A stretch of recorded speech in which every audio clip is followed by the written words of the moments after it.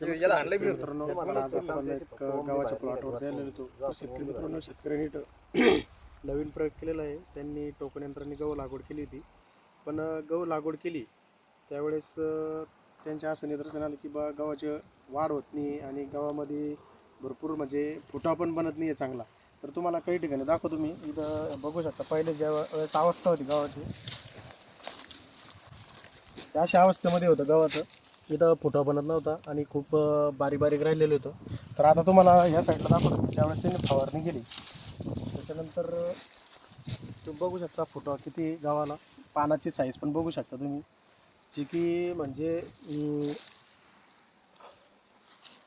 जबरदस्त पानाची साईज बनलेली आहे. पहिले पानाची साईज खूप बारीक राहिलेली होती. गावाची पानाची साईज तुम्हाला सर्व शेतकऱ्यांना माहीत असते, वाढ बनून बनून केवढी बनते. पण आता तुम्ही क्वालिटी बघू शकता पानाची, खूप जबरदस्त झालेली आहे.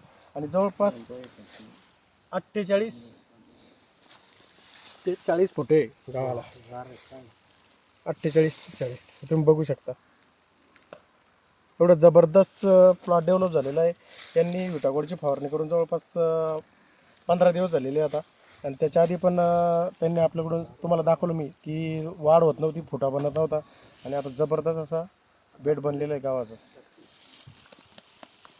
धन्यवाद.